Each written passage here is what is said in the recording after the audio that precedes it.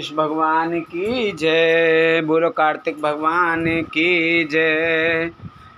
बोलो नंदीश्वर महाराज की जय और शंकर भगवान की जय। माता पार्वती की जय। आज के आनंद की जय। सभी भक्त मिलकर शिव पुराण का आनंद लें। 27वां अध्याय शंखचूर्ण की उत्पत्ति। सनत कुमार जी बोले, हे महामुनि, शंखचूर्ण नाम का एक दैत्य था जिसका वध भगवान शिव ने स्वयं अपने हाथों से त्रिशूल मारकर किया था। अब मैं आपको उस शंखचूर्ण नामक दैत्य के विषय में बताता हूँ। हे मुनि, आप यह जानते ही हैं कि विधाता के पुत्र मरीच हुए हैं और उनके पुत्र महर्षि कश्यप हुए। मरीच के पुत्र कश्यप मुनि बहुत ही धार्मिक प्रवृत्ति के संत थे। वे बड़े ही धर्मात्मा थे और इस सृष्टि की रचना करने वाले ब्रह्मा जी की हर आज्ञा को शिरोधार्य मानकर उसका पालन किया करते थे। प्रजापति दक्ष ने उनके व्यवहार और गुणों से प्रसन्न होकर अपनी 13 कन्याओं का विवाह महर्षि कश्यप से कर दिया था। इन्हीं की संतानों से यह पूरा संसार भर गया। कश्यप मुनि की 13 पत्नियों में से एक पत्नी का नाम दनु था। दनु रूपवती गुणवती होने के साथ साथ परम सौभाग्यवती थी। वह एक अत्यंत शांत साध्वी भी थी। उन्हीं दनु के अनेकों पुत्र हुए। उनका विप्रचित नाम का पुत्र बहुत ही बलशाली और पराक्रमी था। उसका भी दंभ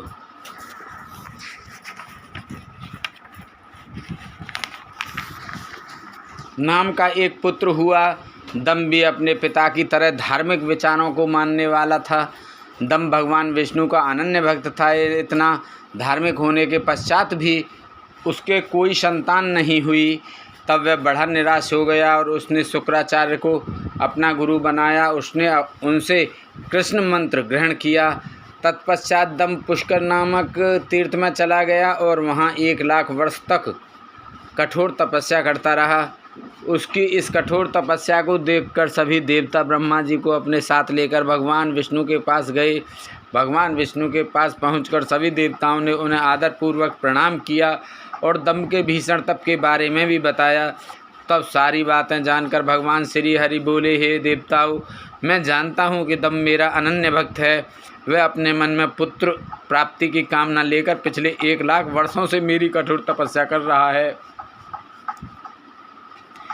मैं अवश्य ही अपने प्रिय भक्त दंभ की इच्छा पूर्ति करूंगा। आप निश्चिंत होकर अपने स्थान पर चले जाइए। भगवान श्री हरि के इन वचनों को सुनकर ब्रह्मा जी और देवराज इंद्र तथा सभी देवता उन्हें प्रणाम करके अपने अपने लोकों को चले गए। तब भगवान विष्णु भी अपने भक्त दंभ को उसकी तपस्या का फल देने के लिए पुष्कर गए। वहाँ उन्हें अपने सामने पाकर दंभ बहुत प्रसन्न हुआ और उनके चरणों में लेटकर उन्हें प्रणाम कर उनकी स्तुति करने लगा। तब श्री विष्णु बोले, हे दंभ, मैं तुम्हारी इस कठोर तपस्या से बहुत प्रसन्न हूँ। तुम अपना अभीष्ट पर मांग सकते हो। आज मैं तुम्हारी हर मनोकामना पूर्ण करूँगा। भगवान विष्णु के ये वचन सुनकर दंभ हाथ जोड़कर बोला, हे देव, यदि आप मुझ पर प्रसन्न हैं तो मुझे अपने जैसा वीर और पराक्रमी पुत्र प्रदान कीजिए। तब श्री हरि विष्णु तथास्तु कहकर वहाँ से अंतर्ध्यान हो गए। इसके बाद दंभ भी प्रसन्नतापूर्वक अपने घर लौट आया। कुछ समय पश्चात दंभ की पत्नी गर्भवती हुई। तब दंभ के घर में एक अलौकिक तेज विद्यमान था। समय आने पर दंभ की पत्नी के गर्भ से एक पुत्र का जन्म हुआ। मुनियों ने उसका नामकरण संस्कार करके उसका नाम शंखचूर्ण रखा। 28वां अध्याय शंखचूर्ण का विवाह। सनत कुमार जी बोले, हे महर्षि, भगवान श्री हरि विष्णु के वरदान के फलस्वरूप दंभ को एक वीर पराक्रमी पुत्र की प्राप्ति हुई जिसका नाम शंखचूर्ण रखा गया। शंखचूर्ण भी धार्मिक था। अपने परम पूज्य गुरु के अमृत वचनों का शंखचूर्ण के मन पर गहरा प्रभाव पड़ा और वह पुष्कर नामक तीर्थ में जाकर एकाग्र मन से तपस्या करने लगा। उसने अपनी इंद्रियों को अपने वश में कर लिया और अनेकानेक मंत्रों द्वारा ब्रह्मा जी की साधना करने लगा। उसकी भक्ति भाव से की गई इस आराधना से शीघ्र ही ब्रह्मा जी प्रसन्न हो गए। एक दिन जब शंखचूर्ण प्रतिदिन की भांति तपस्या में मग्न था, तब ब्रह्मा जी उसके सामने प्रकट हो गए। अपने आराध्य को एकाएक अपने सामने इस प्रकार खड़ा देखकर शंखचूर्ण की प्रसन्नता की कोई सीमा न रही। वह ब्रह्मा जी के चरणों में लेट गया और उनके पैरों पर अपना सिर रखकर उनकी स्तुति करने लगा। ब्रह्मा जी ने शंखचूर्ण को ऊपर उठाया और उससे कहा, हे वत्स, मैं तुम्हारी आराधना से बहुत प्रसन्न हूँ। तुम जो चाहो मुझसे वरदान मांग सकते हो, मैं तुम्हारी सभी मनोकामनाएं पूरी करूँगा। अपने आराध्य ब्रह्मा जी के ये वचन सुनकर शंखचूर्ण बोला, हे ब्रह्मा जी, यदि आप मुझ पर प्रसन्न हैं तो मुझे यह वरदान दीजिए कि मुझे कोई भी जीत ना सके। शंखचूर्ण के इस वर को सुनकर ब्रह्मा जी बोले, ऐसा ही होगा। और फिर उसे भगवान श्री कृष्ण का अक्षय कवच देते हुए वे कहने लगे कि शंखचूर्ण, अब तुम बद्रिकाश्रम चले जाओ, वहाँ सकामा तुलसी तपस्या कर रही है। तुम वहाँ जाकर धर्मराज की कन्या तुलसी से विवाह कर लो। यह कहकर ब्रह्मा जी वहाँ से अंतर्ध्यान हो गए। ब्रह्मा जी के अंतर्ध्यान होने पर शंखचूर्ण बद्रिकाश्रम की ओर चल दिया। वहाँ जाकर वह तुलसी के पास पहुँचा। शंखचूर्ण को अपने सामने खड़ा देखकर वह बोली, मैं धर्मराज की पुत्री तुलसी हूँ। आप कौन हैं और यहाँ किस लिए आए हैं? कृपया आप यहाँ से चले जाएं। आप शायद नहीं जानते कि स्त्री जाति मोहिनी होती है। तुलसी के वचन सुनकर शंखचूर्ण बोला, हे देवी, आपके वचन सत्य हैं, परंतु यहाँ मैं अपने आराध्य भगवान ब्रह्मा जी की आज्ञा से आया हूँ। मैं दनु का वंशज दानव दंभ का पुत्र शंखचूर्ण हूँ। पूर्व में राधिका के दिए शाप के कारण मैं दानव कुल में जन्मा हूँ। यह सब कहकर शंखचूर्ण चुप हो गया। तब तुलसी बोली, यह सत्य है कि इस संसार में वही पुरुष श्रेष्ठ हैं जो स्त्री से पराजित हो जाते हैं, परंतु आज मैं भी तुम्हारी स्पष्टवादिता से अत्यंत प्रभावित हुई हूँ। जब इस प्रकार शंखचूर्ण और तुलसी आपस में बातें कर रहे थे, तभी वहाँ ब्रह्मा जी प्रकट हो गए। उन्हें देखकर तुलसी और शंखचूर्ण दोनों ने उन्हें प्रणाम किया। तुम दोनों यहाँ अभी तक बातें ही कर रहे हो? शंखचूर्ण, मैंने तुम्हें यहाँ तुलसी का पाणी ग्रहण करने के लिए भेजा था। तुम निश्चय ही पुरुषों में श्रेष्ठ हो और तुलसी निसंदेह ही स्त्रियों में रत्न है। तुम दोनों एक दूसरे के लिए ही बने हो, इसलिए तुम्हें शीघ्र ही एक दूसरे का ही हो जाना चाहिए। शंखचूर्ण और तुलसी को विवाह करने के लिए कहकर ब्रह्मा जी वहाँ से चले गए। ब्रह्मा जी का आदेश मानते हुए तुलसी और शंखचूर्ण ने गंधर्व रीति से विवाह कर लिया। तत्पश्चात वे दोनों अनेक सुंदर मनोरम स्थानों पर अनेकों वर्षों तक विहार करते रहे। एक दूसरे का साथ पाकर वे बहुत प्रसन्न थे। 19वां अध्याय, शंखचूर्ण के राज्य की प्रशंसा। व्यास जी बोले, हे ब्रह्मा जी के पुत्र सनत कुमार जी, जब संसार के सृष्टिकर्ता ब्रह्मा जी की आज्ञा से तुलसी और शंखचूर्ण ने गंधर्व रीति से विवाह कर लिया, तब फिर क्या हुआ? उन दोनों ने क्या किया? व्यास जी के इस प्रकार के प्रश्न सुनकर सनत कुमार जी बोले, हे महामुनि, शंखचूर्ण और देवी तुलसी ने ब्रह्मा जी की आज्ञा से विवाह कर लिया और वह उसे अपने साथ लेकर अपने घर वापस आ गया। जब दानवों को इस बात की सूचना मिली कि शंखचूर्ण को ब्रह्मा जी से वरदान प्राप्त हुआ है, तो वे सभी बहुत प्रसन्न हुए। दैत्य गुरु शुक्राचार्य ने स्वयं वहाँ आकर शंखचूर्ण को ढेरों आशीर्वाद प्रदान किए। तत्पश्चात उन्होंने शंखचूर्ण को असुरों का आधिपत्य देते हुए उसका राज्याभिषेक कराया। राज सिंहासन संभालने के पश्चात शंखचूर्ण बहुत प्रसन्न था। तब शुक्राचार्य बोले, हे असुरराज शंखचूर्ण, तुम निसंदेह ही वीर और पराक्रमी हो। तुम्हें आज असुरों का राज्य सौंपकर मुझे बहुत हर्ष हो रहा है। अब इस राज्य का विस्तार करना और असुरों की रक्षा करने का दायित्व तुम्हारा है। मुझे तुम्हारी प्रतिभा का पूरा विश्वास है। यह कहकर दैत्य गुरु शुक्राचार्य वहाँ से चले गए। उनकी आज्ञा सिरोधार्य कर शंखचूर्ण राज्य करने लगा। उसने अपने राज्य का विस्तार करने के उद्देश्य से अपनी विशाल सेना को इंद्रलोक पर आक्रमण करने का आदेश दे दिया। वहाँ वह स्वयं भी उस युद्ध में जा खड़ा हुआ। असुरों और देवताओं में बड़ा भयानक युद्ध शुरू हो गया।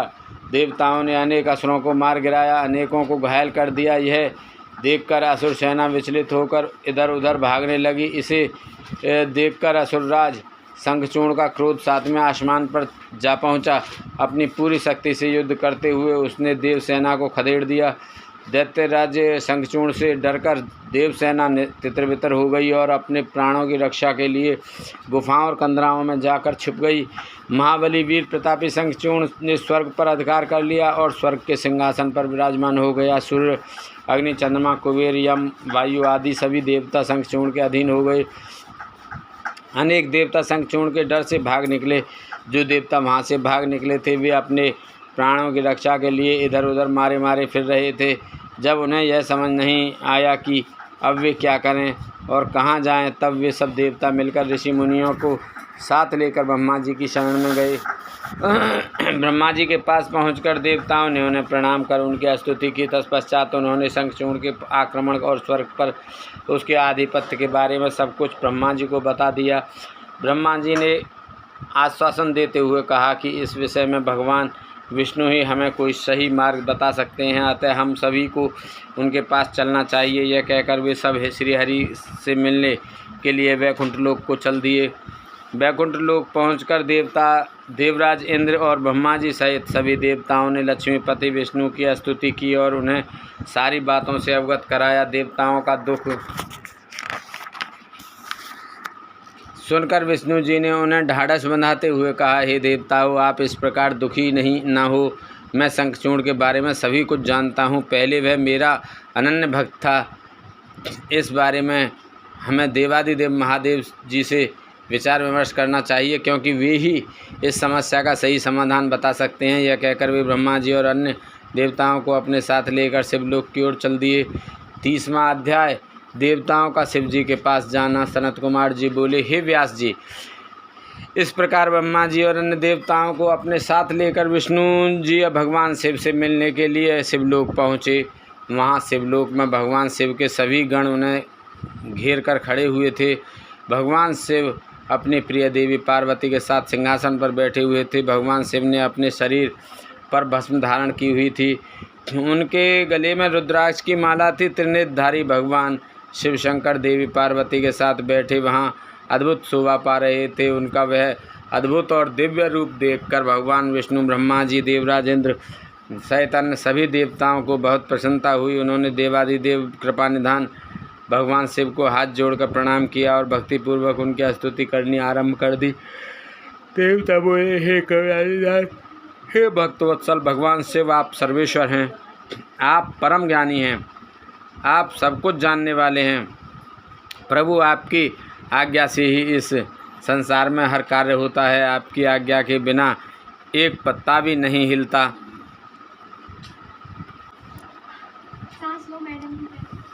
भगवान, आप तो सब कुछ जानते हैं।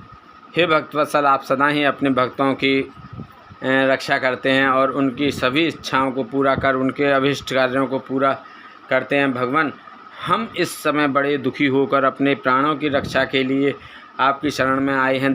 दानवराज दंभ के पुत्र शंखचूर्ण ने बलपूर्वक हमारे राज्य पर अपना अधिकार कर लिया है। उसने अनेक देवताओं को अपना बंदी बना लिया है और देव सेना को घायल कर कईयों को मौत के घाट उतार दिया है। किसी तरह हम अपनी जान बचाकर वहाँ से भाग निकले। भगवान, आप अपने भक्तों के रक्षक हैं। हम आपकी शरण में आए हैं। आप हम दुखियों के दुखों को दूर कीजिए। उस शंखचूर्ण नामक दैत्य ने हमारा जीना मुश्किल कर दिया है। आप उसको दंड देकर हमें मुक्त कराइए और हमारा उद्धार कीजिए। यह कहकर सब देवता चुप होकर हाथ जोड़कर खड़े हो गए। 31वां अध्याय, शिव जी द्वारा देवताओं को आश्वासन। सनत कुमार जी बोले, हे महामुनि, इस प्रकार देवताओं की करुण प्रार्थना और अनुनय विनय सुनकर त्रिलोकीनाथ भगवान शिव बोले, हे हरि, हे ब्रह्मा जी और अन्य सभी देवताओं, मैं दैत्यराज शंखचूर्ण के विषय में सब कुछ जानता हूँ। असुरराज शंखचूर्ण भले ही देवताओं का शत्रु एवं प्रबल विरोधी हो गया हो, परंतु वह अभी भी धार्मिक है और सच्चे हृदय से धर्म का पालन करता है। परंतु फिर भी तुम लोग मेरे पास मेरी शरण में आए हो और शरणागत की रक्षा करना सभी का कर्तव्य है, इसलिए मैं तुम्हारी रक्षा करने का वचन देता हूँ। तुम अपनी व्यर्थ की चिंताएं त्याग दो और प्रसन्न होकर अपने अपने स्थान पर लौट जाओ। मैं निश्चय ही शंखचूर्ण का संहार करके उसके द्वारा दिए गए कष्टों से तुम्हें मुक्ति दिलाकर तुम्हारा स्वर्ग का राज्य तुम्हें वापस दिलाऊंगा। भगवान शिव जब इस प्रकार से देवताओं को शंखचूर्ण के वध का आश्वासन दे ही रहे थे, तभी उनसे मिलने के लिए राधा के साथ श्री कृष्ण वहाँ पधारे। भगवान शिव को प्रणाम करके वे प्रभु की आज्ञा से उनके पास ही बैठ गए। श्री कृष्ण और राधा ने महादेव जी की मन में बहुत स्तुति की। जब भगवान शिव ने उनसे उनके आने का कारण पूछा तब श्री कृष्ण बोले, हे कृपा निधान दयानिधि, आप तो सब कुछ जानते हैं, आप ही इस जगत में सनाथ हैं। आप तो जानते ही हैं कि मैं और मेरी पत्नी दोनों ही शाप भोग रहे हैं। मेरा पार्षद सुदामा भी शाप के कारण दानव की योनि में अपना जीवन जी रहा है। आप भक्तवत्सल हैं प्रभु, हम आपकी शरण में आए हैं। हम पर अपनी कृपा दृष्टि करिए और हमें हमारे दुखों से मुक्ति दिलाइए। भगवान, अब हमें इस शाप से मुक्ति दिलाइए।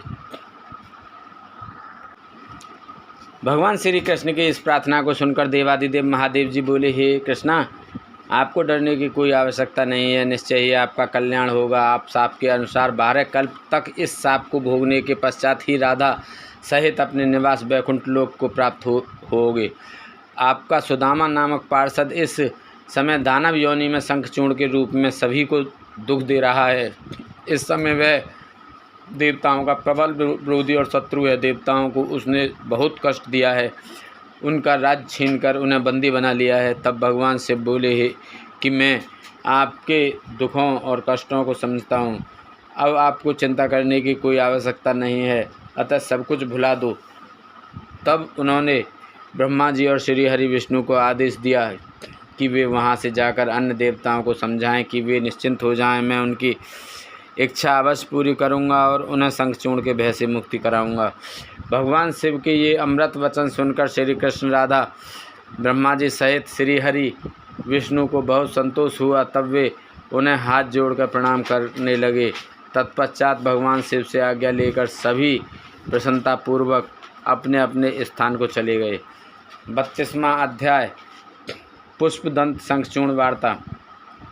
व्यास जी बोले, हे ब्रह्मपुत्र सनत कुमार जी, जब देवादिदेव महादेव जी ने ब्रह्मा, विष्णु और देवराजेंद्र सहित श्री कृष्ण को शंखचूर्ण के वध का आश्वासन दिया, तब सब देवता प्रसन्न होकर उनसे विदा लेकर अपने अपने धाम को चले गए। तब आगे क्या हुआ, भगवान शिव ने क्या किया? व्यास जी का प्रश्न सुनकर सनत कुमार जी बोले, हे महामुनि, भगवान शिव के आश्वासन देने पर कि वे असुरराज शंखचूर्ण का वध करेंगे, सभी देवता अपने अपने स्थान को चले गए। तब भगवान शिव ने विचार किया कि क्या किया जाना चाहिए। तत्पश्चात उन्होंने गंधर्वराज चित्ररथ पुष्पदंत को स्मरण किया। स्मरण करते ही पुष्पदंत तुरंत वहां शिव जी के सामने उपस्थित हो गए। पुष्पदंत ने हाथ जोड़कर भगवान महादेव को प्रणाम किया और उनकी स्तुति की। तत्पश्चात पुष्पदंत हाथ जोड़कर बोले, हे देवादिदेव, कृपा निधान करुणा निधान, मेरे लिए क्या आज्ञा है? मैं आपकी आज्ञा सिरोधार्य कर उसे यथाशीघ्र ही पूरी करूँगा। यह सुनकर भगवान शिव ने पुष्पदंत को अपना दूत बनाकर शंखचूर्ण के पास भेजा। अपने आराध्य भगवान शिव की आज्ञा पाकर पुष्पदंत तुरंत ही वहाँ से असुरराज शंखचूर्ण के नगर की ओर चल दिया। पुष्पदंत शंखचूर्ण के नगर पहुंचकर उनसे मिला और बोला, हे असुरराज, मैं त्रिलोकीनाथ भगवान शिव का दूत बनकर उनका संदेश लेकर आपके पास आया हूँ। उन्होंने कहा है कि आप यथाशीघ्र देवताओं को उनका राज्य वापस सौंप दें, अंततः भगवान शिव के साथ युद्ध करें। युद्ध में उनके हाथों आपका वध निश्चित है। मैंने भगवान शिव के सभी वचन आपसे कह दिए हैं। आप जो संदेश उन्हें देना चाहें मुझे बता दें, मैं आपका संदेश भगवान शिव तक पहुंचा दूंगा। पुष्पदंत नामक दूत की बातें सुनकर असुरराज शंखचूर्ण बोला, हे मूर्ख दूत, क्या तुम मुझे बेवकूफ़ समझते हो?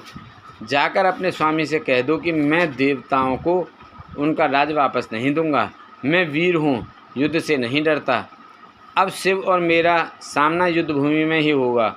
असुरराज शंखचूर्ण के ऐसे वचन सुनकर पुष्पदंत मन ही मन क्रोध की सारी सीमाएं पार कर गया, परंतु अपने स्वामी की आज्ञा के बिना वह कुछ नहीं करना चाहता था, इसलिए चुपचाप वापस शिव जी के पास लौट गया। 33वां अध्याय भगवान शिव की युद्ध यात्रा। ब्रह्मपुत्र संत कुमार जी बोले, हे महर्षि, जब भगवान शिव का पुष्पदंत नामक दूत शंखचूर्ण की नगरी से वापस आया तो उसने कैलाश पर्वत पर पहुंचकर भगवान शिव को असुरराज शंखचूर्ण द्वारा कही गई सभी बातें बता दी। तब दूत के इन वचनों को सुनकर भगवान शिव को बहुत क्रोध आया। भगवान शिव ने अपने वीर साहसी गणों और अपने दोनों पुत्रों कार्तिकेय और गणेश को बुलाया। उन्होंने भद्रकाली सहित अपनी पूरी गण सेना को युद्ध के लिए तैयार होने की आज्ञा प्रदान की। भगवान शिव की आज्ञा के अनुसार उनके वीर गणों और पुत्रों ने युद्ध की सभी तैयारियां अतिशीघ्र पूरी की और आकर इस बात से भगवान शिव की को अवगत कराया। तब त्रिलोकीनाथ भगवान शिव ने अपनी देव सेना और गणों के साथ दैत्यराज शंखचूर्ण की नगरी की ओर प्रस्थान किया। पूरी शिव सेना प्रसन्न मन से भगवान शिव की जय जयकार करती हुई आगे बढ़ रही थी। उनके प्रिय पुत्र गणेश और कार्तिकेय सेना के अधिपति के रूप में अपनी सेना का नेतृत्व कर रहे थे। भगवान शिव की सेना में 8 भैरव, 8 वसु, 11 रुद्र और 12 सूर्य भी सम्मिलित थे। अग्नि, चंद्रमा, विश्वकर्मा, अश्विनी कुमार, कुबेर, यम, नैऋति, नलकुवर, वायु, वरुण, बुध और मांगलिक ग्रह नक्षत्र भी भगवान शिव की सेना की शोभा बढ़ा रहे थे। उनकी सेना में देवी भद्रकाली, जिनकी 100 भुजाएं थीं, अपने पार्षदों के साथ युद्ध भूमि की ओर प्रस्थान कर रही थीं। भद्रकाली देवी की जीभ 1 योजन लंबी और चलायमान थी। उनके हाथों में शंख, चक्र, गदा, पद्म, खड़ग, चर्म, धनुष, बाण आदि अनेकों वस्तुएं थीं। भद्रकाली देवी के एक हाथ में 1 योजन का गोल खप्पर, एक में आकाश को स्पर्श करने वाला लंबा त्रिशूल और उनके शक्तियाँ विद्यमान थीं। देवी भद्रकाली का अनुसरण करते हुए उनके साथ 3 करोड़ योगिनी, 3 करोड़ डाकनियाँ भी थीं, जो अपनी सेना को साथ लेकर शंखचूर्ण की असुर सेना को मजा चखाने के लिए पूरे जोरों शोरों से चल रही थीं। इस प्रकार त्रिलोकीनाथ भगवान शिव की विशाल देव सेना, जिसमें हजारों वीर बलशाली गण विद्यमान थे, पूरे मनोयोग के साथ युद्ध स्थल की ओर बढ़ रही थीं। तब भगवान शिव ने अपनी सेना को एक वट वृक्ष के नीचे कुछ देर विश्राम करने के लिए कहा और स्वयं भी उसी वट वृक्ष के नीचे आसन लगाकर बैठ गए। 34वां अध्याय, शंखचूर्ण की युद्ध यात्रा। सनत कुमार जी बोले, हे व्यास जी, उधर दूसरी ओर जब भगवान शिव का दूत पुष्पदंत असुरराज शंखचूर्ण के पास से वापस लौट गया, तब असुरराज शंखचूर्ण भी अपने मन में युद्ध करने का निश्चय करके अपनी प्रिय पत्नी देवी तुलसी के पास पहुंचा। वहां उसने तुलसी को बताया कि हे देवी, अब मुझे कल सुबह युद्ध के लिए प्रस्थान करना होगा। यह सुनकर देवी तुलसी रोने लगी। शंखचूर्ण ने उन्हें ढांढस बंधाया और कहा कि वीरों की पत्नियां रोकर नहीं बल्कि हंसकर उन्हें विदा करती हैं। यह सुनकर तुलसी ने अपनी आँखों के आंसू पोंछ लिए। प्रातःकाल जाकर असुरराज शंखचूर्ण ने अपने राजदरबार का उत्तरदायित्व अपने पुत्र को सौंप दिया तथा देवी तुलसी से पुत्र की सहायता करने के लिए कहा। फिर दैत्यराज शंखचूर्ण ने अपनी विशाल दैत्य सेना का युद्ध के लिए आह्वान किया। अपने स्वामी दैत्यराज शंखचूर्ण के बुलाने पर विशाल दैत्य सेना पल भर में संगठित हो गई। उस असुर सेना में अनेक वीर और पराक्रमी योद्धा में युद्ध करने के लिए सुसज्जित होकर आए थे। दैत्य सेना का मनोबल बहुत ऊंचा था। वे अत्यंत गर्वित थे और सोच रहे थे कि इस युद्ध में वे अवश्य जीतेंगे। मौर्य, कालिक और कालकीय नामक 3 वीर असुर सेनापति के रूप में दैत्य सेना का प्रतिनिधित्व कर रहे थे। उस विशाल 3 लाख अक्षौणी सेना को देखकर बड़े बड़े वीर पल भर में भयभीत हो जाते थे। असुरराज शंखचूर्ण अपनी विशाल दैत्य सेना को देखकर बहुत खुश हो रहा था। तब युद्ध के लिए प्रस्थान करती हुई उस सेना का नेतृत्व स्वयं असुरराज शंखचूर्ण ने आगे आकर किया। उनके पीछे वाले रथ में दैत्यों के गुरु शुक्राचार्य उनका मार्ग प्रशस्त कर रहे थे। इस प्रकार अपने स्वामी शंखचूर्ण की जय जयकार का उद्घोष करती हुई वह राक्षस सेना तीव्र गति से आगे बढ़ी चली जा रही थी। चलते चलते काफ़ी समय बीत गया। आखिर पुष्पभद्रा नामक नदी के तट पर एक अक्षय वटवृक्ष के नीचे दैत्य सेना ने अपना डेरा लगाया। वहीं से कुछ दूरी पर देवसेना ने भी अपना डेरा डाला हुआ था। 35वां अध्याय शंखचूर्ण के दूत और शिवजी की वार्ता। सनत कुमार जी बोले, हे व्यास जी, जब इस प्रकार देवताओं की सेना लेकर भगवान शिव और राक्षसों की सेना के साथ असुरराज शंखचूर्ण अपने अपने निवासों को छोड़कर युद्ध करने के लिए यात्रा करते करते रास्ते में रुक गए और दोनों सेनाएं कुछ ही दूर पर रुके थे, तब दैत्यराज शंखचूर्ण ने अपने एक दूत को संदेश देकर भगवान शिव के पास भेजा। दैत्यराज शंखचूर्ण का वह दूत भगवान शिव के पास पहुंचा और बोला, हे शिव, मैं दैत्यराज शंखचूर्ण का दूत हूं और उनका संदेश लेकर आपके पास आया हूं। मेरे स्वामी ने कहलवाया है कि वे यहाँ आ गए हैं, अब आपकी क्या इच्छा है। तब दैत्यराज के उस दूत से शिवजी बोले, दूत, तुम जाकर अपने स्वामी शंखचूर्ण से कहो कि देवताओं के साथ शत्रुता छोड़कर उनसे मित्रता कर लो, उनका हड़पा हुआ राज्य उन्हें वापस कर दो और तुम सुखपूर्वक अपने राज्य पर शासन करो। दैत्यराज से कहना कि वे शुद्धकर्मी महर्षि कश्यप की संतान हैं, उन्हें ऐसा करना शोभा नहीं देता, इसलिए वे समय रहते मेरी समझाई हुई बात को समझ जाएं, अन्यथा इसके परिणाम दानवों के लिए बहुत घातक हो सकते हैं। भगवान शिव के इस प्रकार के वचन सुनकर वह दूत बोला, हे देवादिदेव, हालांकि आपकी बातों में कुछ सच्चाई है, परंतु क्या हमेशा हर बात में असुर ही गलत होते हैं? देवता हमेशा सही होते हैं, उनकी कभी कोई गलती नहीं होती। आपके अनुसार सारे दोष असुरों में हैं, जबकि वास्तविकता में ऐसा बिल्कुल भी नहीं है। दोष केवल असुरों में ही नहीं, देवताओं में भी हैं।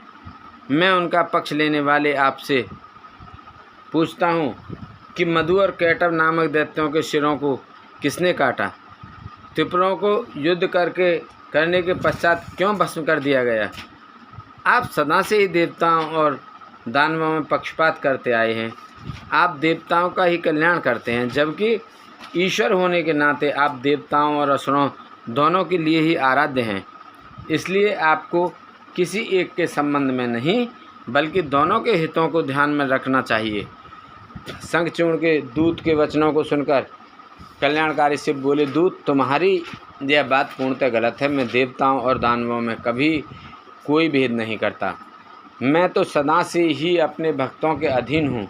मैं सदैव अपने भक्तों का कल्याण करता हूँ और उनके अभीष्ट कार्यों की सिद्धि करता हूँ। मुझे देवताओं पर आए संकट को दूर करना है, इसलिए मुझे असुरों से युद्ध करना होगा। तुम जाकर इस बात को असुरराज शंखचूर्ण को बता दो। यह कहकर भगवान शिव चुप हो गए और वह दूत अपने स्वामी शंखचूर्ण के पास चला गया। 36वां अध्याय देव दानव युद्ध। व्यास जी ने सनत कुमार जी से पूछा, हे ब्राह्मण पुत्र,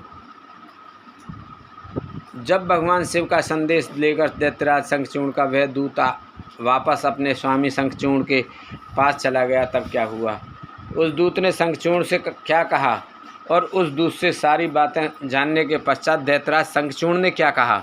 हे महर्षि, कृपा कर इस संबंध में मुझे सविस्तार बताइए। व्यास जी के प्रश्न को सुनकर सनत कुमार जी बोले, हे महामुनि, उस दूत ने अपने स्वामी शंखचूर्ण के पास जाकर उसे भगवान शिव से हुई सारी बातें बता दी। शिव जी की कही बातें सुनकर शंखचूर्ण और अधिक क्रोधित हो उठा और उसने अपनी विशाल सेना को तुरंत युद्ध के लिए चलने की आज्ञा प्रदान की। दूसरी ओर भगवान शिव ने भी अपने गणों और देवताओं को युद्ध भूमि की ओर प्रस्थान करने के लिए कहा। देवताओं और दानवों दोनों की सेनाएं पूरे जोश और साहस के साथ लड़ने के हेतु तत्पर होकर आगे बढ़ने लगीं। दानवों की सेना में सबसे आगे शंखचूर्ण था और दूसरी ओर देव सेना में त्रिलोकीनाथ भगवान शिव सबसे आगे चल रहे थे। दोनों सेनाएं अपने स्वामियों के जय घोष के साथ आगे बढ़ रही थी। उस समय चारों ओर रणभेरियां बजने लगी थीं। कुछ ही समय पश्चात देवता और दैत्य आमने सामने थे। एक दूसरे को अपना घोर शत्रु समझकर दोनों एक दूसरे पर टूट पड़े। भयानक युद्ध होने लगा। हर ओर मारकाट चीख पुकार मची हुई थी। युद्ध का दृश्य अत्यंत हृदय विदारक था।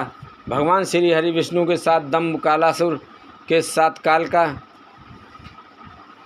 गोकर्ण के साथ हुताशन, तो कालंबिक के साथ वरुण देव का युद्ध होने लगा। सब युद्ध करने में मग्न थे, परंतु भगवान शिव तथा देवी भद्रकाली अभी तक ऐसे ही बैठे थे। उन्होंने युद्ध करना शुरू नहीं किया था। उधर दैत्यराज शंखचूर्ण भी युद्ध का दृश्य देख रहा था। उस समय युद्ध अपने चरम पर था। दोनों सेनाएं घमासान युद्ध कर रही थीं। सभी बड़ी वीरता से लड़ रहे थे और युद्ध में अनेक प्रकार के आयुधों का प्रयोग कर रहे थे। कुछ ही देर में पृथ्वी कटे मरे और घायल योद्धाओं से पट गई। 37वां अध्याय शंखचूर्ण युद्ध। सनत कुमार जी बोले, हे व्यास जी, इस प्रकार देवताओं और दानवों में बड़ा भयानक विनाशकारी युद्ध चल रहा था। धीरे धीरे दानव देवताओं पर भारी पड़ने लगे। तब देवता अत्यंत भयभीत होकर अपने रक्षा हेतु इधर उधर भागने लगे। कुछ देवता भागकर देवादिदेव भगवान शिव की शरण में आए। तब वे देवता बोले, प्रभु हमारी रक्षा करें, असुर सेना परास्त होने के बजाय हम पर हावी होती जा रही है। यदि शीघ्र ही कुछ नहीं किया गया तो हम अवश्य हार जाएंगे। देवताओं के ये वचन सुनकर भगवान शिव को बहुत क्रोध आया।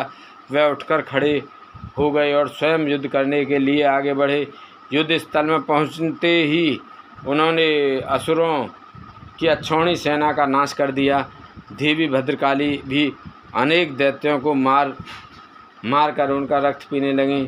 इस प्रकार असुरों को युद्ध में कमज़ोर पड़ता देखकर देवताओं में एक नई जान आ गई।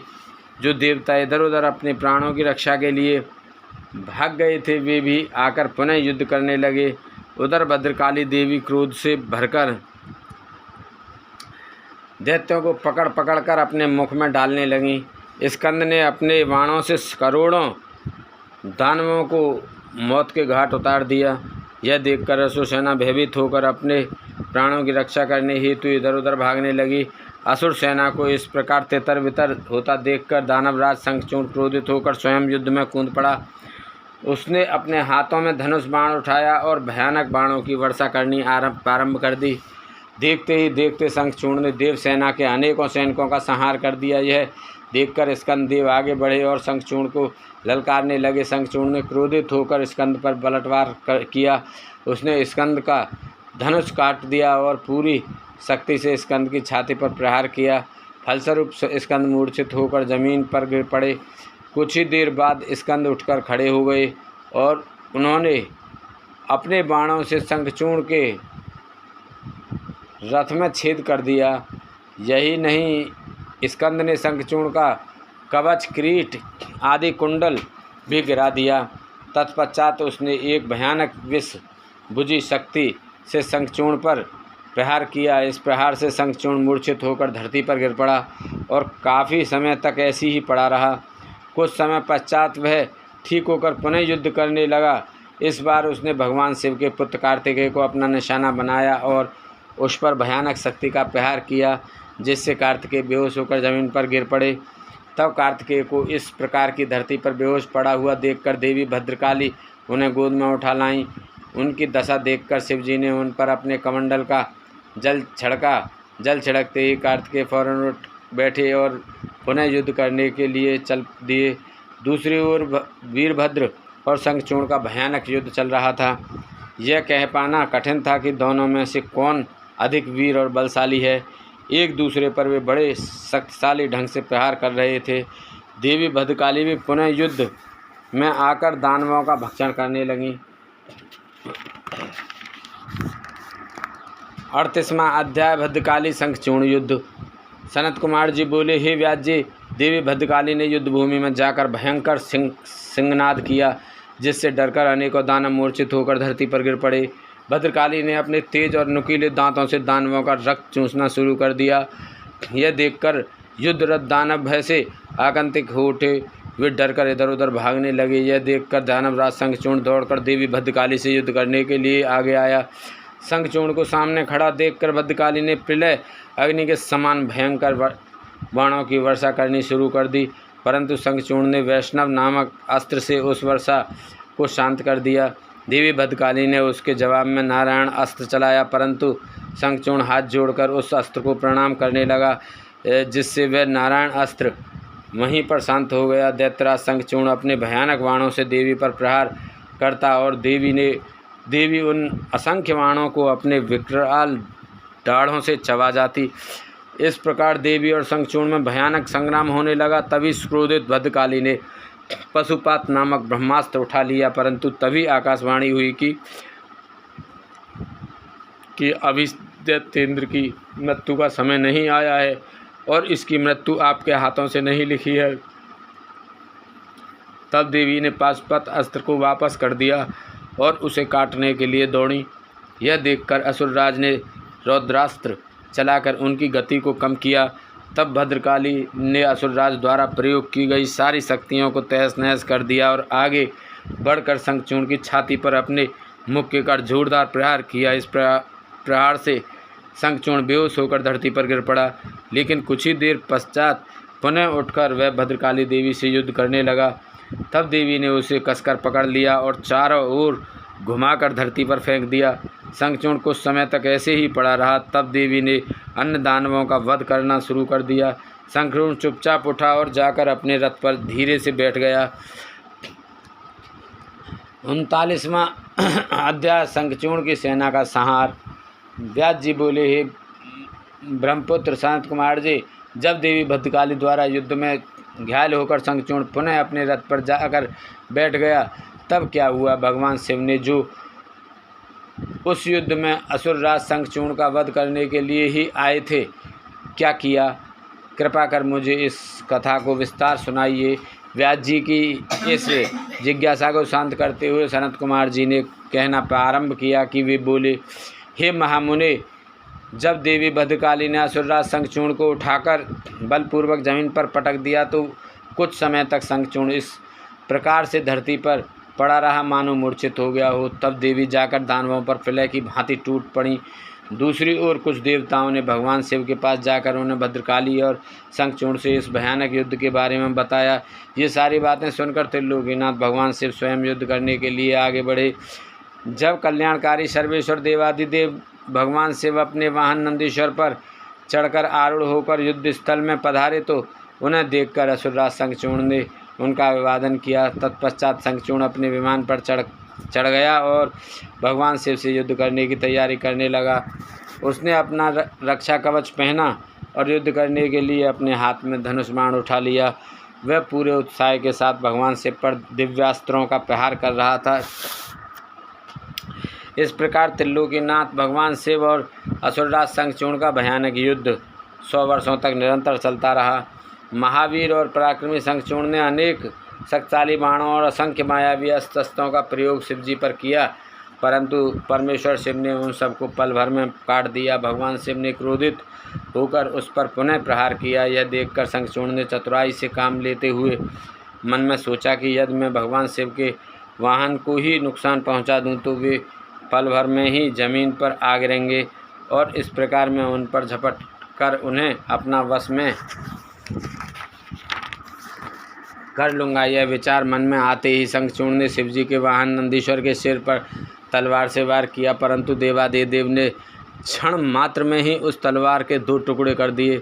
अपने प्रिय नंदीश्वर को युद्ध में निशाना बनता देखकर उनके सब्र का बांध टूट गया और उन्होंने अपने तेज बाणों से दैत्यराज की ढाल को भी काट दिया। जब तलवार और ढाल दोनों ही खराब हो गईं, तब शंखचूर्ण ने अपनी गदा से युद्ध लड़ना आरंभ कर दिया, परंतु गदा का भी हाल वही हुआ जो तलवार और ढाल का हुआ था। तभी देवी भद्रकाली वहां पहुंचकर राक्षसों को मारने काटने लगी। देखते उन्होंने अनेकों वीर दैत्यों का संहार कर दिया, कई का रक्त चूस लिया और बहुतों को अपने मुख में डालकर जिंदा ही निकल गईं। अपनी विशाल दैत्य सेना का इस प्रकार सर्वनाश होता देखकर शंखचूर्ण को अत्यधिक पीड़ा हुई। उसका दर्द तब और भी बढ़ गया जब उसने अपने साहसी वीर राक्षसों को प्राण बचाने के लिए जहां तहां भागते हुए देखा।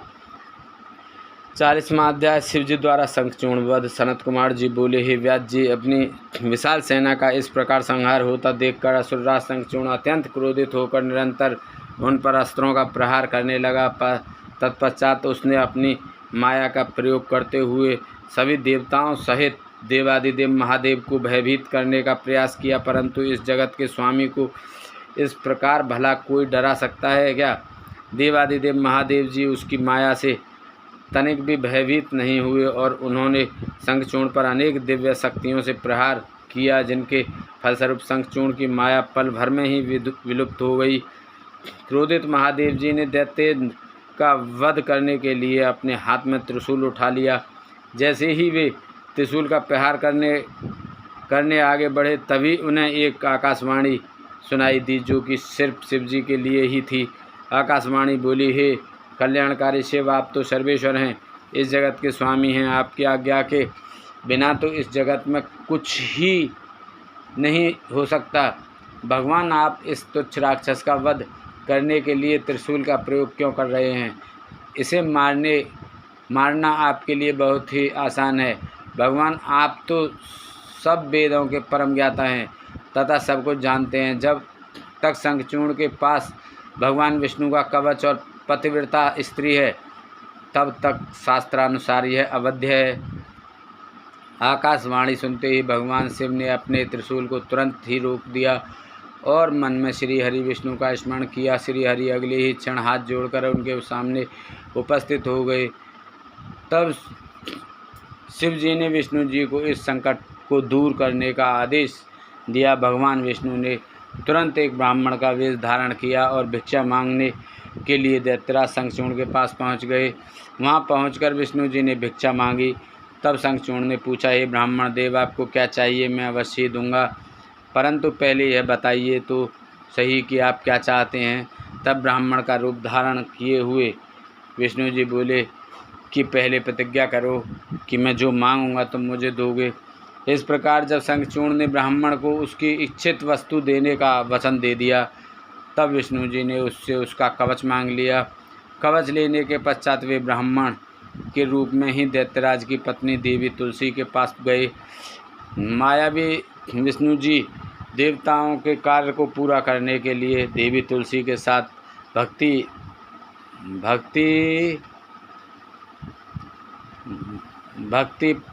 परपूर विहार करने लगे। दूसरी ओर जब भगवान शिव को अपनी दिव्य अलौकिक शक्ति द्वारा इस बात का ज्ञान हुआ कि शंखचूर्ण की रक्षा करने वाला कवच और उसकी पतिव्रता स्त्री की शक्ति अब उसके साथ नहीं रही, तो तुरंत ही उन्होंने अपना विजय नामक त्रिशूल उठा लिया और पूरी शक्ति से उस पर त्रिशूल का प्रहार दैत्यराज पर किया। उस दिव्य त्रिशूल के प्रहार से पल भर में ही शंखचूर्ण के प्राण पखेरु उड़ गए। दैत्यराज शंखचूर्ण के मरते ही आकाश में धुंधुवियाँ बजने लगीं, चारों दिशाओं में मंगल गान होने लगे और भगवान शिव पर आकाश से फूलों की वर्षा होने लगी। वहाँ उपस्थित सभी देवता भगवान शिव की स्तुति करने लगे और उनको धन्यवाद कहने लगे। असुरराज शंखचूर्ण भी भगवान शिव के हाथों मृत्यु को प्राप्त होकर अपने शाप से मुक्त हो गया। उसकी हड्डियों से एक विशेष शंख की जाति बनी। उस शंख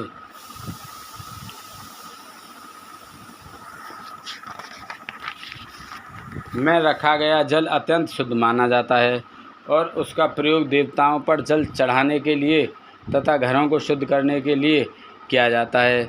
वह जल देवी लक्ष्मी और श्री हरि विष्णु को बहुत प्रिय है, परंतु इस जल को भगवान शिव की पूजा में प्रयोग नहीं किया जाता।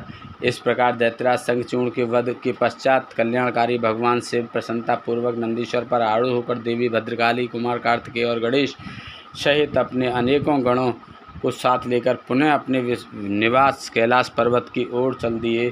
तत्पश्चात अन्य देवता भी प्रसन्न हृदय से अपने लोकों को चले गए। 41वां अध्याय तुलसी द्वारा विष्णु जी को शाप। व्यास जी बोले, हे सनत कुमार जी, भगवान विष्णु ने पतिव्रता तुलसी को किस प्रकार अपने अधीन कर लिया। किस प्रकार पतिव्रता धर्म का पालन करने वाली देवी तुलसी एकाएक धर्म से विमुख होकर अधर्म का आचरण करने लगी। कृपा कर इस कथा को मुझे सुनाइए। व्यास जी के प्रश्न को सुनकर सनत कुमार जी बोले, हे महामुनि, देवताओं के हित का सदा ध्यान रखने वाले भगवान विष्णु ने अपने आराध्य भगवान शिव की आज्ञा पाकर उनके द्वारा बताए गए कार्यों को पूर्ण करना अपना ध्येय माना। तब तुरंत वे ब्राह्मण का वेश धरकर शंखचूर्ण से उसका कवच ले आए। तत्पश्चात वे अतिशीघ्र दैत्यराज शंखचूर्ण के नगर की ओर चल दिए। भगवान विष्णु ने दैत्येंद्र के नगर के समीप पहुंचने से पहले ही अपना रूप बदल लिया। उन्होंने शंखचूर्ण का रूप धारण कर लिया। फिर वे देवी तुलसी के पास पहुँचे। अपने पति शंखचूर्ण को सामने पाकर देवी तुलसी फूली नहीं समाई, वह उनके गले से लग गई। उसकी आँखों से अश्रुधारा बही जा रही थी। उसने अपने स्वामी को सिंहासन पर बैठाकर उनके चरणों को धोया और युद्ध का समाचार पूछा। शंखचूर्ण का रूप धारण किए हुए भगवान विष्णु बोले, हे प्रिय, युद्ध के मध्य में ही ब्रह्मा जी ने मेरे और भगवान शिव के बीच संधि करा दी, इसलिए मैं वापस आ गया हूँ। भगवान शिव भी वापस कैलाश पर्वत पर चले गए हैं। यह कहकर उन्होंने देवी तुलसी की जिज्ञासा को शांत कर दिया। तत्पश्चात शंखचूर्ण बने भगवान विष्णु तुलसी के साथ आनंद पूर्वक रमण करने लगे, परंतु झूठ की हांडी रोज नहीं चढ़ती। एक दिन देवी तुलसी को ज्ञात हुआ कि उसके साथ रमण करने वाला पुरुष उसका पति शंखचूर्ण नहीं बल्कि कोई और है। यह पता चलते ही देवी तुलसी आत्मग्लानि से भर उठी। उन्हें स्वयं से घृणा होने लगी। वह क्रोध से वेश बदलने विष्णु पर फट पड़ी। उन्होंने विष्णु जी से पूछा, तू कौन है? मुझे सच सच बता, क्यों तूने मुझ जैसी पतिव्रता स्त्री का पतिव्रत धर्म नष्ट कर दिया? मैं तुझे नहीं छोड़ूंगी। ये वचन सुनकर विष्णु भगवान ने भयभीत होकर अपने स्थान पर अपनी एक मूर्ति बना दी, ताकि देवी तुलसी उनके विषय में कुछ ना जान पाएं। परंतु तुलसी ने उनके पद चिन्हों से विष्णु जी को पहचान लिया। तब गुस्से से उन्होंने भगवान विष्णु को शाप देते हुए कहा, हे विष्णु, लोग तुम्हें भगवान मानकर तुम्हारी पूजा करते हैं, पर वास्तव में तुम पूजा के योग्य नहीं हो। तुम तो सिर्फ पत्थर हो।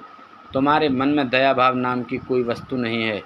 तुमने मेरे सतीत्व को भंग किया है और मेरे पति शंखचूर्ण को मार डाला है। इसलिए मैं तुम्हें शाप देती हूँ कि तुम आज अभी से पत्थर के हो जाओगे। यह कहकर देवी तुलसी अत्यंत दुखी मन से रोने लगी। देवी तुलसी का दिया शाप सुनकर भगवान विष्णु भी दुखी हुए और भगवान शिव का स्मरण करने लगे। विष्णु जी की पुकार सुनकर भक्तवत्सल भगवान शिव वहाँ प्रकट हो गए। उन्हें देखकर देवी तुलसी और विष्णु जी ने हाथ जोड़कर प्रणाम किया। तब वे देवी तुलसी को समझाने लगे। उन्होंने तुलसी को समझाया कि देवी तुलसी, यह तो पूर्व निश्चित था। शंखचूर्ण को मिले शाप के फलस्वरूप उसका जन्म दानव कुल में हुआ और इसी कारण उसे मेरे हाथों मृत्यु प्राप्त हुई है। देवी, तुम्हारी मनोस्थिति मैं समझ सकता हूँ, परंतु यह संसार नश्वर है। अतः तुम अपने द्वारा की गई तपस्या का फल लो और इस शरीर को त्याग दो। मेरे आशीर्वाद के फलस्वरूप तुम्हें दिव्य देह की प्राप्ति होगी। तुम्हारी श्री हरि में विशेष प्रीति होगी। इस शरीर को त्यागने के पश्चात जब तुम नया शरीर धारण करोगी तो तुम गंडकी नाम की नदी होगी और सभी के द्वारा पूजित होने के कारण प्रधान रूपा तुलसी के नाम से विख्यात होगी। चाहे स्वर्ग हो या पाताल या फिर पृथ्वी, तुम वनस्पतियों में श्रेष्ठ होगी तथा श्री हरि की विशेष कृपा सदा तुम पर रहेगी। तुमने जो श्री हरि को शाप दिया है वह भी अवश्य पूरा होगा। गंडकी के तट पर सदा भगवान विष्णु की पाषाण के रूप में स्थित होंगे। तेज दांतों वाले अनेक कीड़े उस शिला को छेद कर उसमें चक्र बना देंगे। उस शिला को इस जगत में शालिग्राम के नाम से प्रसिद्धि मिलेगी। यह कहकर भगवान शिव अंतर्ध्यान हो गए। तत्पश्चात देवी तुलसी ने अपना शरीर त्याग दिया और गंडकी नदी बन गई। तब श्री विष्णु ने भी उस नदी के तट पर पाषाण के रूप में निवास किया। 42वां अध्याय, हिरण्याक्ष वध। नारद जी बोले, हे ब्राह्मण, आप मुझे भगवान शिव की उन उत्तम लीलाओं के विषय में बताइए जिनकी ये लीलाएं बड़ी सुखदायिनी हैं। ब्रह्मा जी बोले, जलंधर के संहार के बारे में जानकर देवी सत्यवती के पुत्र व्यास जी सनत कुमार जी से यही बातें पूछने लगे। तब उनकी उत्सुकता देखकर सनत कुमार जी बोले, हे व्यास जी, अब मैं तुम्हें अंधकासुर नामक दैत्य के शिवगण बन उनकी भक्ति में लीन रहने की कथा सुनाता हूँ। एक समय की बात है, देवादिदेव भगवान शिव अपनी प्राण वल्लभा देवी पार्वती और अपने प्रिय गणों के साथ कैलाश पर्वत से काशी जा रहे थे। उनका विचार कुछ समय काशी में व्यतीत करने का था, इसलिए उन्होंने अपने वीरगण भैरव को काशी का रक्षक बना दिया और स्वयं सबके साथ सुखपूर्वक निवास करने लगे। एक बार भगवान शिव पार्वती देवी के साथ आनंद पूर्वक विहार करते हुए मंदराचल नामक पर्वत पर गए। एक दिन शिव पार्वती बैठे आपस में वार्तालाप और मनोविनोद कर रहे थे। तभी देवी पार्वती ने अपने हाथों से भगवान शिव के नेत्र कुछ पल के लिए बंद कर दिए। भगवान शिव के नेत्र बंद होते ही चारों ओर भयानक अंधकार छा गया। उसी समय भगवान शिव के माथे से पसीने की कुछ बूंदें निकलीं। जैसे ही वे बूंदें धरती पर गिरीं, तुरंत एक जटाधारी काला विकृत डरावना राक्षस वहां उत्पन्न हो गया और वह जोर जोर से हंसने लगा। उसकी भयानक आवाज़ सुनकर देवी पार्वती एकदम चौंक गईं कि एकाएक उनके सामने यह भयानक जीव वहाँ कहाँ से प्रकट हो गया है। तब देवी पार्वती ने भगवान शिव से पूछा, हे स्वामी, यह भयानक पुरुष कौन है? यह सुनकर भगवान शिव मुस्कुराते हुए बोले, हे देवी, यह आपका पुत्र है। जब आपने मेरी आंखें बंद की उस समय मेरे माथे से कुछ पसीने की बूंदें गिरी, उसी से यह प्रकट हुआ है। यह जानकर कि वह पुरुष उनका पुत्र है, देवी बड़ी प्रसन्न हुई। भगवान शिव ने उसका नाम अंधक रख दिया। उसी समय हिरण्य नेत्र नाम का एक राक्षस पुत्र प्राप्ति की कामना मन में लेकर वन में घोर तपस्या कर रहा था। उसकी तपस्या से प्रसन्न होकर भगवान शिव उसे वरदान देने के लिए गए। उसने भगवान शिव से एक बलवान और वीर पुत्र की प्राप्ति की इच्छा प्रकट की। भगवान शिव ने कहा, हे हिरण्य नेत्र, मेरा पुत्र अंधक बड़ा ही वीर और बलवान है। तुम चाहो तो मैं उसे तुम्हें सौंप सकता हूँ। भगवान शिव के पुत्र को अपना पुत्र बनाने के लिए वह राक्षस व्यग्र हो उठा। उस पुत्र को प्राप्त कर हिरण्यनेत्र अब बहुत प्रसन्न हुआ और वे उसे गले से लगा लिया। भगवान शिव पुत्र अंधक को हिरण्यनेत्र को सौंपकर अपने धाम को चले गए। हिरण्यनेत्र अपने प्रिय पुत्र अंधक को साथ लेकर अपने घर लौट आया और उसको बहुत लाड़ प्यार से पालने लगा। तत्पश्चात हिरण्यनेत्र ने, जिसे हिरण्याक्ष भी कहा जाता था, पृथ्वी लोक और पाताल लोक के राज्यों को जीतकर अपने राज्य में मिला लिया। दैत्यों के राजा उस हिरण्याक्ष के आतंक से तीनों लोग कांपने लगे, यहाँ तक कि देवता भी व्याकुल और भयभीत हो गए। उन्होंने भगवान विष्णु को 12 रूप धारण करके पाताल लोक भेजा। क्रोधित श्री हरि ने हिरण्याक्ष का वध सुदर्शन चक्र से कर दिया। तत्पश्चात अंधक का राज्याभिषेक करवाया। सभी देवता भय मुक्त होकर बड़े प्रसन्न हुए और भगवान विष्णु की जय जयकार करने लगे। भगवान श्री हरि विष्णु आशीर्वाद देकर अपने वैकुंठ धाम को चले गए। अपने भाई हिरण्याक्ष के वध का समाचार पाकर उसका भाई हिरण्यकश्यप क्रोधित हो उठा और उसने भगवान विष्णु से वैर बांध लिया। 43वां अध्याय हिरण्यकश्यप की तपस्या और नरसिंह द्वारा उसका वध।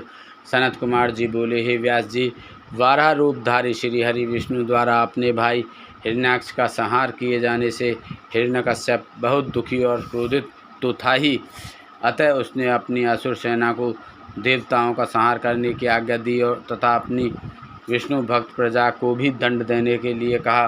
तब आज्ञा पाकर स्वामी भक्त असुरों ने देवलोक का विनाश कर दिया। उनके आतंक से देवता स्वर्ग छोड़कर भाग खड़े हुए। हिरण्यकश्यप के राज्य में उसकी प्रजा को बहुत डराया जाता था। सबने भक्ति का मार्ग छोड़ दिया था। विष्णु भक्तों की खैर नहीं थी। एक दिन हिरण्यकश्यप अपने मृत भाई हिरण्याक्ष को जलाजली देकर उसकी स्त्री और बच्चों से मिला और उन्हें सांत्वना दी। दैत्यराज हिरण्यकश्यप के मन में विचार आया कि यदि मैं अजर अमर अजय हो जाऊं और मेरा कोई प्रतिद्वंदी न रहे तो कोई भी मुझे हरा नहीं सकेगा और तब सभी मुझे झुककर प्रणाम करेंगे। यह सोचते ही हिरण्यकश्यप मद्राचल पर्वत पर जाकर घोर तपस्या करने लगा। तपस्या हेतु वह एक पैर के अंगूठे पर खड़ा था, सिर के ऊपर दोनों हाथ जोड़े आसमान की ओर देखते हुए वह घोर तपस्या कर रहा था। इधर जब हिरण्यकश्यप तपस्या में लीन था तो देवताओं ने असुरों से अपना राज्य छीन लिया। वे आनंद पूर्वक अपना राज्य करने लगे। हिरण्यकश्यप की तपस्या का तेज दिन प्रतिदिन बढ़ता ही जा रहा था। उसके तप की अग्नि से देवता तप्त हो उठे और भयभीत होकर ब्रह्मा जी के पास गए। तब सब देवताओं ने हाथ जोड़कर ब्रह्मा जी को प्रणाम किया। तत्पश्चात उन्होंने बताया कि हे प्रभु, दैत्यराज हिरण्यकश्यप की तपस्या के तेज से सब लोग भयभीत हो रहे हैं। आप कृपा करके हमें भयमुक्त कीजिए। सब देवताओं की प्रार्थना सुनकर ब्रह्मा जी हिरण्यकश्यप को वर देने के लिए उस स्थान पर गए जहाँ वह तपस्या कर रहा था। वहाँ जाकर उन्होंने हिरण्यकश्यप से कहा, वत्स, मैं तुम्हारी तपस्या से बहुत प्रसन्न हूँ। तुम जो चाहो वर मांग सकते हो। मैं तुम्हारी मनोकामना अवश्य पूरी करूँगा। ब्रह्मा जी के ये शुभ वचन सुनकर हिरण्यकश्यप ने आँखें खोल दी और हाथ जोड़कर सामने खड़े ब्रह्मा जी को प्रणाम किया। तत्पश्चात वह बोला, हे प्रजापति, हे पितामह, मैं चाहता हूँ कि मुझे कभी भी मृत्यु का भय न हो। मैं किसी अस्त्र शस्त्र, पास, वज्र, सूखे पेड़, पर्वत, जल, अग्नि से न मरूं। देवता, दैत्य, मुनि, सिद्धवर अथवा सृष्टि की कोई भी रचना मेरा वध न कर सके। दिन रात स्वर्ग, नरक, पृथ्वी, पाताल, अंदर बाहर, कहीं भी किसी भी समय मेरी मृत्यु न हो सके। ब्रह्मा जी ने प्रसन्न होते हुए तथास्तु कह दिया। तुम्हें तुम्हारे अभिष्ट फलों की अवश्य प्राप्ति होगी। जो वरदान तुमने मांगा है वह अवश्य फलीभूत होगा। तुमने 96,000 वर्षों तक तपस्या करके मुझे प्रसन्न किया है। अब तुम सुखपूर्वक राज्य करो। अपना इच्छित वरदान प्राप्त करके दैत्यराज हिरण्यकश्यप बहुत प्रसन्न हुआ और हाथ जोड़कर ब्रह्मा जी की स्तुति करने लगा। तत्पश्चात ब्रह्मा जी अंतर्ध्यान हो गए। हिरण्यकश्यप अपने घर वापस चला गया। वहाँ पहुंचकर उसके मन में यह विचार आया कि अब मैं अमर हो गया हूँ, अब कोई भी मुझे नहीं मार सकता, इसलिए अब मुझे अपने राज्य का विस्तार करना चाहिए। यह विचार मन में आते ही उसने तीनों लोकों पर अपना अधिकार स्थापित करने का निर्णय किया। उसने देवताओं से भयंकर संग्राम किया और उन्हें हराकर उनके राज्य पर अधिकार कर लिया। देवता अपने प्राणों की रक्षा हेतु वहां से भाग खड़े हुए और भगवान श्री हरि के पास गए।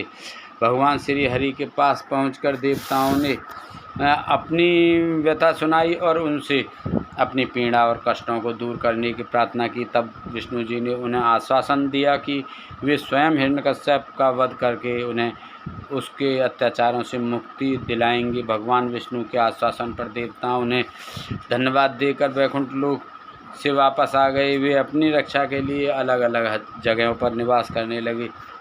उधर श्री हरि विष्णु ने देवताओं को उनके कष्टों से मुक्ति दिलाने हेतु दैत्यराज हिरण्यकश्यप का संहार करने का निश्चय किया, परंतु ब्रह्मा जी द्वारा दिए गए वरदान को भी उन्हें पूरा करना था। तब विष्णु जी ने ऐसा रूप धारण किया जो आधा मनुष्य के जैसा था, आधा शेर जैसा। ऐसा अत्यंत भयानक रूप धारण कर विष्णु जी अग्नि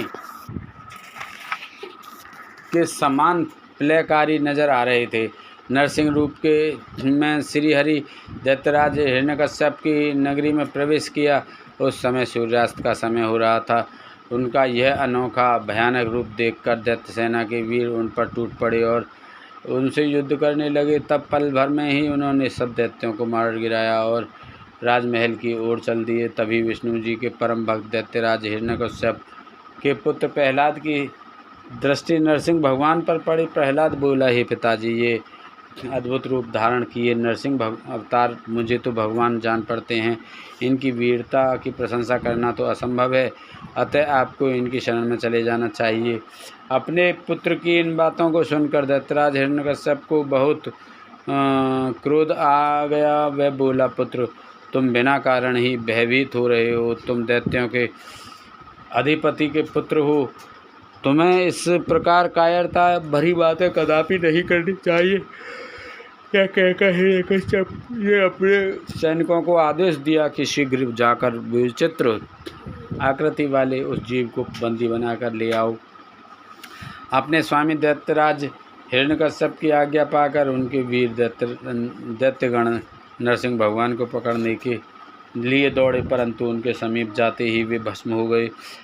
अब दैत्यराज स्वयं युद्ध करने के लिए अपने अस्त्रों सहित आगे बढ़ा। तब भगवान नरसिंह और दैत्यराज हिरण्यकश्यप में बहुत भयानक युद्ध हुआ, परंतु भगवान नरसिंह को आगे दैत्यराज हिरण्यकश्यप की एक न चली।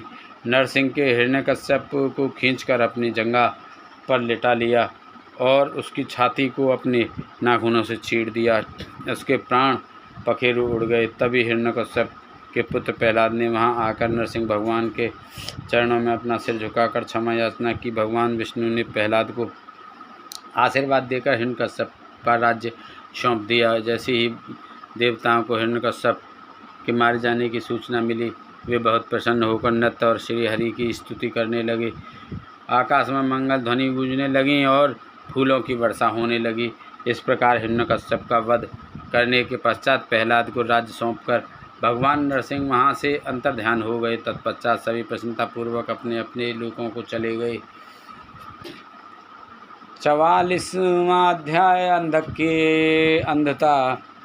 सनत कुमार जी बोले, हे व्यास जी, एक बार हिरण्यकश्यप के पुत्र अंधक से उसके भाइयों ने मजाक उड़ाते हुए कहा, अंधक, तुम तो अंधे हो और कुरूप हो, भला तुम राज्य का क्या करोगे? दैत्यराज हिरण्याक्ष, तुम मूर्ख थे जो भगवान शिव की इतनी कठोर तपस्या कर उन्हें प्रसन्न करके भी तुम जैसा कुरूप, नेत्रहीन और बेडूल पुत्र वरदान में प्राप्त किया। कभी दूसरे से प्राप्त पुत्र का भी पिता की संपत्ति पर अधिकार होता है, इसलिए इस राज्य के स्वामी हम ही हैं।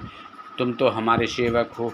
अपने भाइयों के इस प्रकार के कटु वचनों को सुनकर अंधक निराश और उदास हो गया। रात के समय जब सब सो रहे थे तो वह अपने राज्य महल को छोड़कर निर्जन, सुनसान और भयानक डरावने वन में चला गया। वहाँ उस सुनसान वन में जाकर उसने तपस्या आरंभ कर दी। वह 10,000 वर्षों तक घोर तपस्या करता रहा, परंतु जब कोई परिणाम नहीं निकला तो उसने अपने शरीर को अग्नि में जलाकर होम करना चाहा। ठीक उसी समय स्वयं ब्रह्मा जी वहाँ प्रकट हो गए। ब्रह्मा जी बोले, पुत्र अंधक, मांगो, क्या मांगना चाहते हो? मैं तुम्हारी तपस्या से बहुत प्रसन्न हूँ। तुम अपना इच्छित वर मांग सकते हो। मैं तुम्हारी मनोकामना अवश्य पूरी करूँगा। यह सुनकर अंधक बहुत प्रसन्न हुआ। उसने हाथ जोड़कर ब्रह्मा जी की स्तुति की और बोला, हे कृपानिधान ब्रह्मा जी, यदि आप मुझ पर प्रसन्न होकर मुझे कोई वर देना चाहते हैं तो आप कुछ ऐसा करें कि मेरे दुष्ट भाइयों ने जो मुझसे मेरा राज छीन लिया है वे सब मेरे अधीन हो जाए, मेरे नेत्र ठीक हो जाएं, अर्थात मुझे दिव्यदृष्टि की प्राप्ति हो तथा मुझे कोई भी न मार सके। वह देवता, गंधर्व, यक्ष, किन्नर, मनुष्य, नारायण अथवा स्वयं भगवान शिव ही क्यों न हो।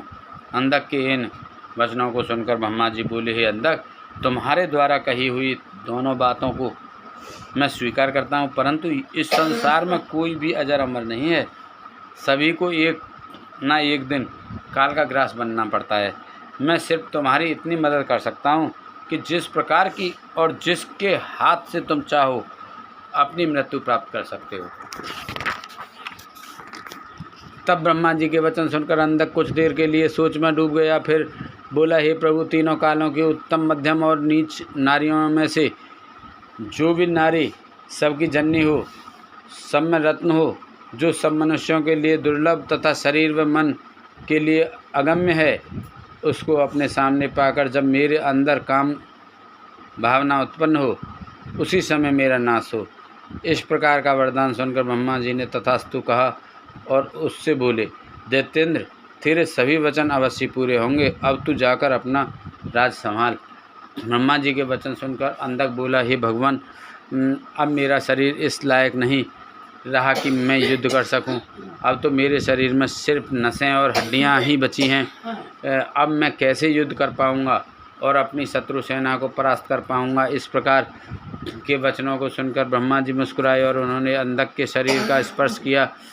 उनके शरीर स्पर्श करते ही अंधक का शरीर भरा पूरा हो गया। अब वह परम शक्तिशाली योद्धा जान पड़ता था, जिसके सामने अच्छे से अच्छा वीर भी न टिक पाए। इस प्रकार अंधक को मनोवांछित वर देकर ब्रह्मा जी वहाँ से अंतर्ध्यान हो गए। तत्पश्चात अंधक भी प्रसन्नतापूर्वक अपने घर की ओर चल दिया। जब अंधक ने अपने राज्य में प्रवेश किया तो यह जानकर कि अंधक को ब्रह्मा जी से वरदान प्राप्त हुआ है, सारे दानव उसके वश में होकर उसके दास बनकर रहने लगे। तब अंधक ने विचार किया कि हमें दैत्य साम्राज्य का विस्तार करना चाहिए और अपने घोर शत्रु देवताओं को पराजित करके उनके राज्य पर अपना अधिकार स्थापित कर लेना चाहिए। यह सोचकर दैत्यराज अंधक ने अपनी विशाल दैत्य सेना के साथ स्वर्गलोक पर आक्रमण कर दिया और स्वर्ग पर अपना आधिपत्य जमाकर देवराज इंद्र को अपना बंधक बना लिया। तत्पश्चात उसने नागों, सुपर्णों, श्रेष्ठ राक्षसों, गंधर्वों, यक्षों, मनुष्यों, ऊंचे ऊंचे पर्वतों और भयानक वृक्षों और सिंहों को भी युद्ध में परास्त कर अपने अधीन कर लिया। अंधक मदाद होकर कुमार्गी हो गया। उसने स्वर्ग, भूतल और रसातल की सर्वश्रेष्ठ सुंदरियों को अपना कर उनके साथ रमणीय विहार किया। दिन पर दिन वह बुराई के दलदल में धंसता जा रहा था। उसने वैदिक धर्म का पूर्णतया त्याग कर दिया था। एक दिन उसके दुर्योधन, वैधस और हस्ती नामक तीनों मंत्री उसके पास आए और बोले, हे दैत्यन, हमने मद्राचल पर्वत की एक गुफा में एक मुनि को देखा है जो कि योग ध्यान में मग्न आंखें बंद करके बैठा है। उस रूपवान मुनि के मस्तक पर अंध्रचक्र, कमर में गजेंद्र की खाल बंधी है, सिर पर जटाजूट, गले में खोपड़ियों की माला और तथा उसके शरीर पर बड़े भयानक सांप लिपटे हुए हैं। उस मुनि के एक हाथ में त्रिशूल तो दूसरे में डमरू है। अपने गौर अंगों पर उसने भस्म लपेट रखी है। उस तपस्वी का वेश बड़ा ही अद्भुत है। साथ ही एक विकराल वानर अनेक आयुधों को धारण किए उस तपस्वी की रक्षा कर रहा है।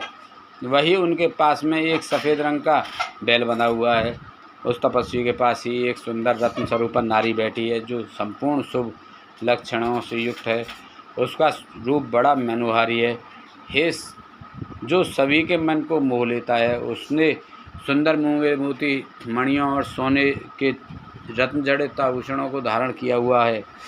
वह इतनी रूपवती है जो कि उसे एक बार देख लेता है उसकी आँखों का होना सफल हो जाता है। उस परम सुंदरी को एक बार देख लेने के बाद संसार की अन्य किसी स्त्री को देखना की आवश्यकता ही नहीं पड़ेगी। स्वामी, आप इस लोक के अधिपति हैं। आपके पास इस संसार की सभी बहुमूल्य और अमूल्य धरोहर हैं। ऐसी परम सुंदरी रूपवती नारी को भी आपके अनमोल राज्य की शोभा बढ़ानी चाहिए। अतः आप हमारे साथ चलें और उस सुंदरी को यहाँ ले आएं। अपने वीर मंत्रियों की इस प्रकार के वचन सुनकर दैत्येंद्र अंधक बहुत प्रसन्न हुआ और उसके मन में उस सुंदरी नारी को देखने की इच्छा बलवती हो गई। उसने अपने मंत्रियों को आदेश दिया कि तुम शीघ्र वहाँ जाकर उस तपस्वी से उसकी सुंदर स्त्री को मांगकर मेरे पास ले आओ। अपने स्वामी दैत्यराज अंधक की आज्ञा पाकर वे तीनों मंत्री पुनः उसी स्थान पर गए और भगवान शिव से बोले, हे महातपस्वी ब्राह्मण, हमारे स्वामी दैत्यराज अंधक आपकी भार्या की सुंदरता के विषय में जानकर उन पर मोहित हो गए हैं और उन्हें अपनी पटरानी बनाना चाहते हैं। आप सहर्ष उन्हें हमें सौंप दें। उनके ऐसे वचनों को सुनकर शिव जी को बहुत क्रोध आया, परंतु वे फिर भी सिर्फ इतना ही बोले, दैत्यो, ये मेरी भार्या है। ये स्वयं शक्ति संपन्न और सिद्ध रूपा है। देवी स्वयं अपने भक्तों के कष्टों को दूर करती हैं।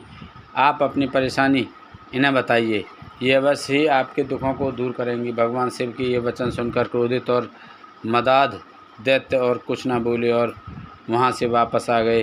तब दैत्यराज अंधक को उन्होंने वहाँ घटित हुई सारी बातें बढ़ा चढ़ाकर बताईं, जिन्हें सुनकर दैत्येंद्र का क्रोध सातवें आसमान पर चढ़ गया। तब वह मूढ़ बुद्धि दैत्य सुंदरी को देखने के लिए आतुर हो उठा। उसने स्वयं वहाँ जाकर उस रत्नों में सर्वश्रेष्ठ रत्न को अपने साथ लाने का निश्चय किया। 45वां अध्याय, युद्ध आरंभ।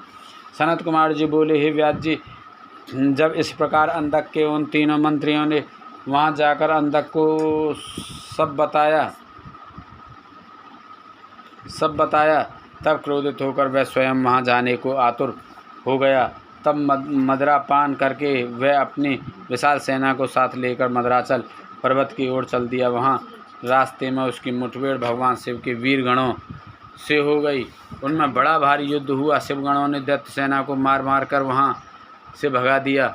वीर बलशाली दैत्य विरोचन, बलि, बाणासुर, सहस्त्रबाहु आदि बड़ी दृढ़ता से लड़े, परंतु शिवगणों ने उन्हें वहाँ से खदेड़ कर ही दम लिया।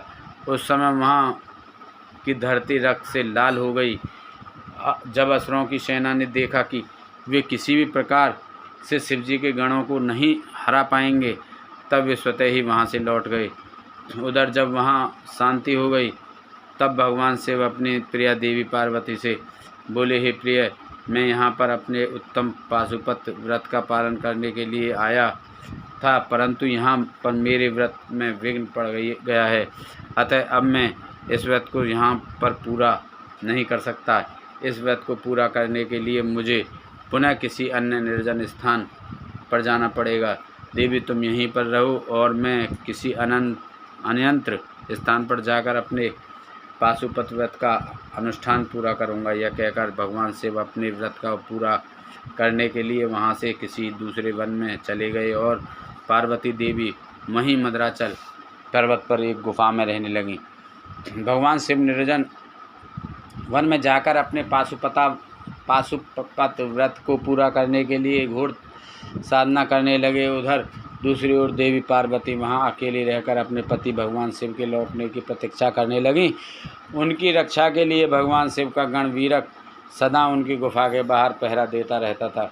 दूसरी ओर दैत्यराज अंधक को, जिसे एक बार शिवगणों ने परास्त करके वहां से खदेड़ दिया था, देवी को प्राप्त किए बिना चैन कहाँ आने वाला था। उसने पुनः मद्राचल पर्वत पर चढ़ाई कर दी। जैसे ही अंधक और उसकी दानव सेना पर्वत पर पहुंची, वीरक ने उनसे युद्ध करना आरंभ कर दिया। महाबली वीरक बड़ी वीरता से उन दैत्यों से युद्ध करता रहा और उन्हें हराता रहा। उनके बीच भयानक अस्त्र शस्त्रों का प्रयोग होता रहा। जब किसी भी तरह वीरक को युद्ध में पराजित करना संभव न हुआ, तो दैत्यों ने वीरक को चारों ओर से मिलकर घेर लिया। जब गुफा के अंदर बैठी पार्वती को यह ज्ञात हुआ कि उनका प्रिय रक्षक चारों ओर से दानवों ने घिर चुका है, तो उन्होंने अलौकिक रीति से ब्रह्मा, विष्णु और देवताओं का मन में स्मरण किया।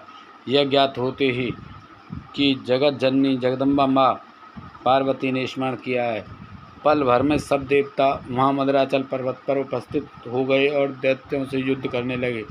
जब वीरक ने देखा कि अब वह अकेला नहीं है, उसके साथ पूरी देव सेना खड़ी है, तो वह हर्षित मन से पुनः युद्ध में लग गया और तब उसका जोश देखते ही बनता था।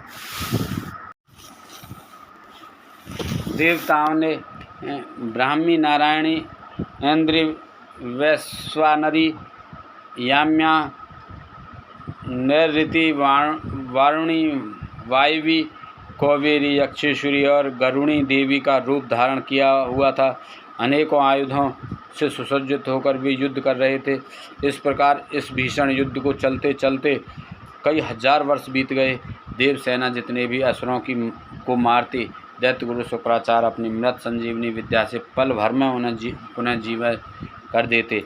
इस प्रकार दैत्य सेना ना कम हो रही थी और ना ही वह हार मान रही थी। युद्ध दिन प्रतिदिन और भयानक होता जा रहा था। भगवान शिव भी अपना पाशुपत व्रत पूरा करके वहाँ मद्राचल पर्वत पर वापस आ गए। 46वां अध्याय, युद्ध की समाप्ति। सनत कुमार जी बोले, हे महामुनि, जब भगवान शिव पाशुपत व्रत को पूरा करने के पश्चात मद्राचल पर्वत पर लौटे, तो उन्होंने देखा कि दैत्येंद्र अंधक ने अपनी विशाल सेना के साथ पुनः आक्रमण कर दिया है। उनके वीरगण और अनेकों रूप धारण किए देवियां अंधक और उसकी सेना से युद्ध कर रहे हैं।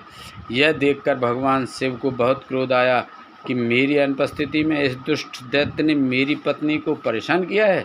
क्रोधित देवादिदेव महादेव जी अंधक से युद्ध करने लगे, परंतु दैत्येंद्र बहुत चालाक था।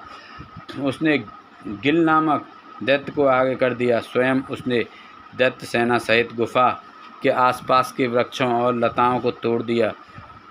तत्पश्चात उस दैत्य अंधक ने एक एक करके सबको निगलना शुरू कर दिया। अंधक ने नंदीश्वर सहित ब्रह्मा, विष्णु, इंद्र, सूर्य और चंद्रमा व समस्त देवताओं को निगल लिया।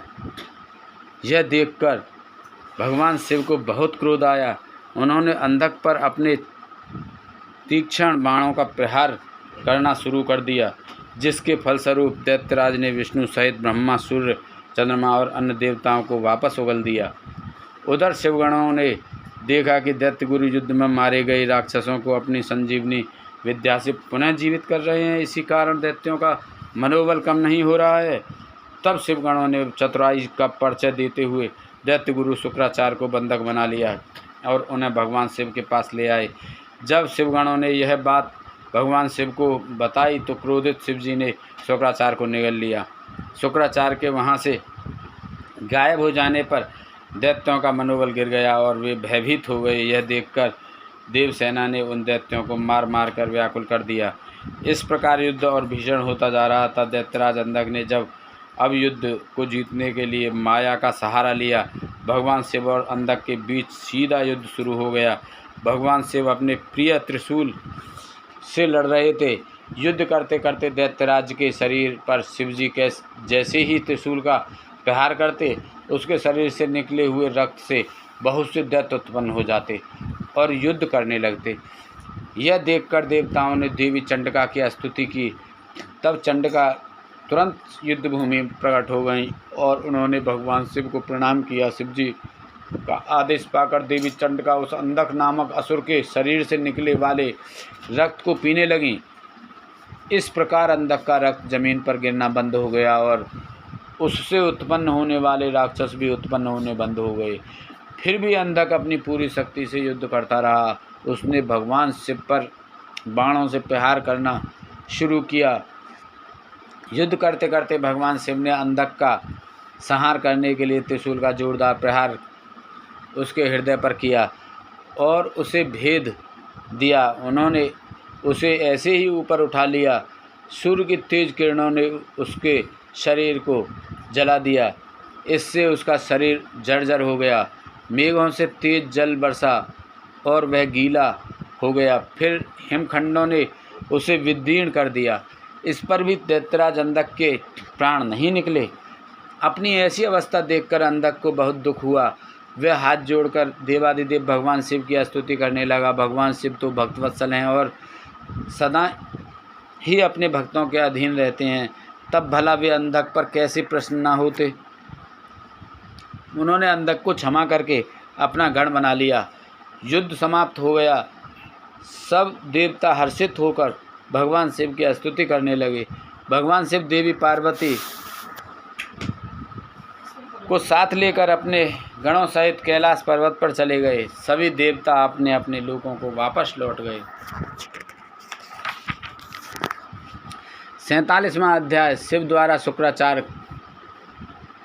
को निगलना।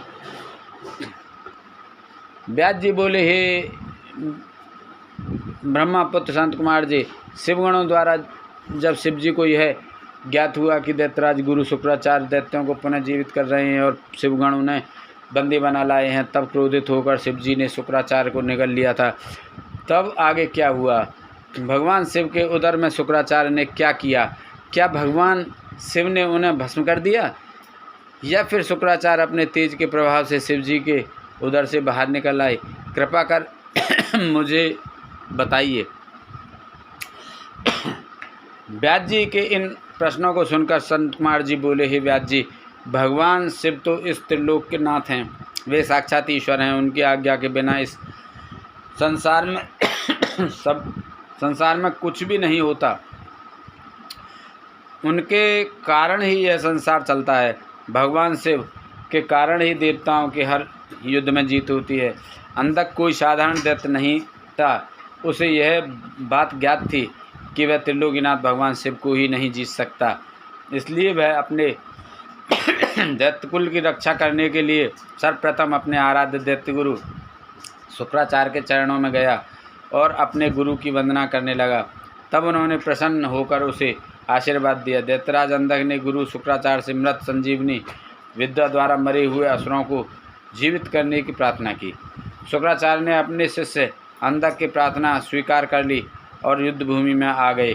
शुक्राचार्य ने भगवान विद्येश शिव का स्मरण कर अपनी विद्या का प्रयोग आरंभ किया। उस विद्या का प्रयोग करते ही युद्ध में मृत पड़े दैत्य अपने अस्त्र शस्त्र लेकर इस प्रकार उठ खड़े हुए मानो इतनी देर से सोए पड़े हो। यह देखकर दैत्य सेना में अद्भुत उत्साह का संचार हो गया। राक्षसों में नई जान आ गई और वे भगवान शिव के गणों से भयानक युद्ध करने लगे। शिव गणों ने जाकर यह समाचार नंदीश्वर को बताया कि शुक्राचार्य अपनी विद्या के बल से मरे हुए दैत्यों को जीवित कर रहे हैं। यह जानकर नंदी सिंह की भांति दैत्य सेना पर टूट पड़े और उस स्थान पर जा पहुँचे जहाँ शुक्राचार्य बैठे थे। अनेकों दैत्य अपने गुरु की रक्षा करने के लिए चारों ओर खड़े थे। नंदी ने शुक्राचार्य को इस प्रकार पकड़ लिया जैसे शेर हाथी के बच्चे को पकड़ लेता है। वे उन्हें उठाकर तेज गति से वहाँ से निकल पड़े।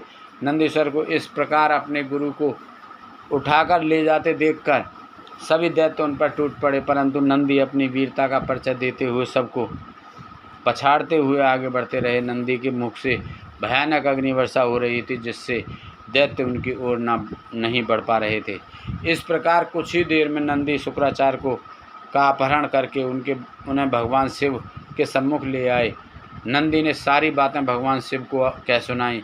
यह सब सुनकर देवादिदेव महादेव जी का क्रोध बहुत बढ़ गया और उन्होंने दैत्य गुरु शुक्राचार्य को अपने मुंह में रखकर इस प्रकार निगल लिया जिस प्रकार कोई बालक अपनी पसंदीदा खाने की वस्तु को पल भर में ही सटक जाता है। 48वां अध्याय शुक्राचार्य की मुक्ति। व्यास जी ने पूछा, हे सनत कुमार जी, शुक्राचार्य को जब भगवान शिव ने निगल लिया तब फिर क्या हुआ? यह प्रश्न सुनकर सनत कुमार जी बोले, हे महर्षि, भगवान शिव ने क्रोधित होकर सब दैत्यों के गुरु शुक्राचार्य को निगल लिया।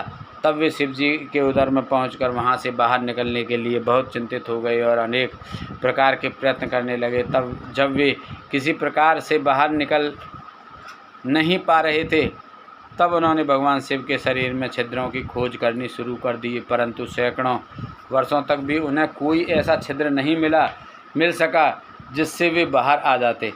इस प्रकार शुक्राचार्य बाहर न निकल पाने के कारण बहुत दुखी हुए और उन्होंने शिव जी की आराधना करने का निश्चय किया। तब उन्होंने शिव मंत्र का जाप करना आरंभ कर दिया।